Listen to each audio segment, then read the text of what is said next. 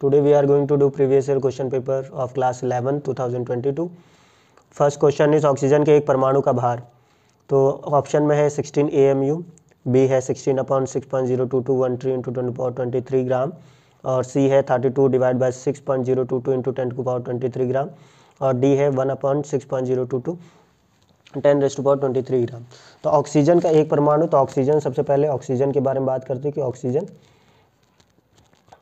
का जो atomic number होता है वो 8 होता है और एटॉमिक मास जो होता है 16 होता है।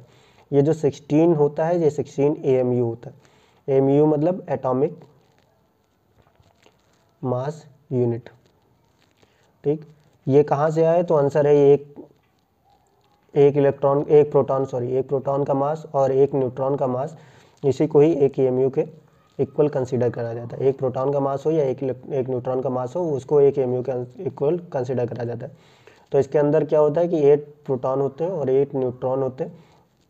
ठीक, तो टोटल मिलाकर के 16 AMU का इसका वेट, एटॉमिक वेट बनता है। लेकिन ये एटॉमिक स्केल पर है, एटॉमिक यूनिट की स्केल पर है, लेकिन सही है। फिर उसके बाद है सेकंड ऑप्शन, ये ऑप्शन है। बी ऑप्शन भी दे रखा है, बी ऑप्शन दे रखा है 16/6.022 × 10⁻23 ग्राम।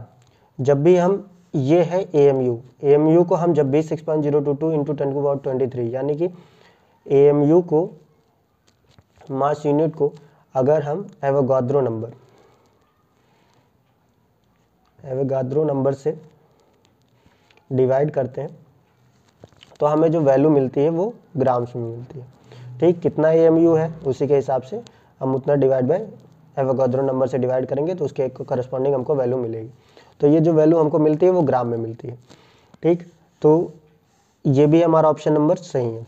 ये AMU में आंसर है और ये ग्राम में आंसर, लेकिन दोनों वैल्यू हमारी सही है। सी ऑप्शन दे रखा है 32/6.022 × 10⁻23 ग्राम। ये ऑप्शन हमारे लिए सही नहीं है। यहाँ पर भी AMU divide by Avogadro number, same concept लगेगा एवोगाद्रो नंबर, लेकिन ये हमारा O2 मॉलिक्यूल के लिए, जो ऑक्सीजन मॉलिक्यूल होता है, अणु होता है, ऑक्सीजन अणु के लिए जो अणु का जो भार होता है वो 32 AMU होता है, और उसको जब 32 AMU का एवोगाद्रो नंबर से डिवाइड करेंगे तो जो वेट आएगा वो ग्राम में आएगा। ठीक, तो ये अणु के लिए, और यहाँ पर किस चीज़ के बारे में बात हो रही है? हमारा परमाणु के बारे में बात हो रही है। तो परमाणु के लिए ये ऑप्शन तो नहीं है। फिर उसके बाद डी के लिए बात करते हैं। डी में क्या है? 1/6.022 × 10⁻23 ग्राम। ये तो ऑब्वियसली आंसर ही नहीं है। ठीक, ऐसा कुछ नहीं। ये किसका वेट है? ये आंसर है हाइड्रोजन के लिए। ठीक, हाइड्रोजन का जो वेट होता है वो इतना होता है, ये हाइड्रोजन के लिए, क्योंकि हाइड्रोजन का एटॉमिक नंबर, एटॉमिक वेट कितना होता है? 1 AMU होता है, और एटॉमिक वेट मतलब परमाणु भार। ठीक, जो परमाणु भार होता है वो 1 AMU होता है, और 1 AMU को जब इस वैल्यू से डिवाइड करेंगे तो किसके इक्वल आ जाएगा? ये हाइड्रोजन के वेट के बराबर आ जाएगा। तो ये इसके हमारे आंसर के लिए दोनों है। हमारे पास आंसर क्या आते हैं? आंसर आया है A आया है और एक B आया है। अब हमको एप्रोप्रिएट आंसर चूज करना है कि इन दोनों में से कौन सा सही है। तो आंसर है B। A क्यों नहीं आंसर सही हो सकता है? क्योंकि AMU जो है हमारे लिए फिजिकल सिग्निफिकेंस नहीं रखता है। ठीक, फिजिकल सिग्निफिकेंस नहीं। फिजिकल सिग्निफिकेंस नहीं होने का मतलब क्या है? हम जब 1 AMU है, किसी को बोल रहे हैं 1 AMU है, 1 AMU तो कितना 1 AMU है तो कितना है? ठीक, हमें आइडिया नहीं पड़ता है।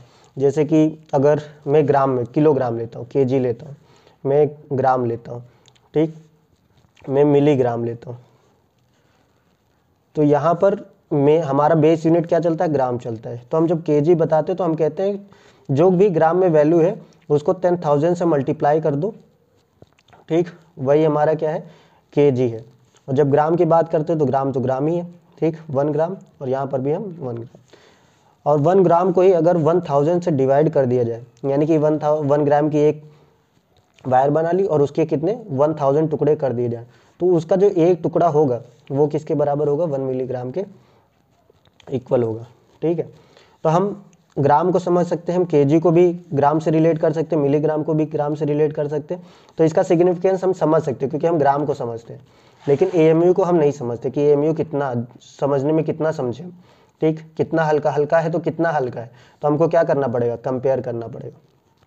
ठीक, तो हम कंपैरिजन में ग्राम के पास जाते हैं और ग्राम से कंपेयर करके हम ग्राम में वैल्यू आंसर अपना देते हैं। एएमयू भी हमारा आंसर करेक्ट है, लेकिन हमारा बी जो है अप्रोप्रिएट आंसर है। Thank you.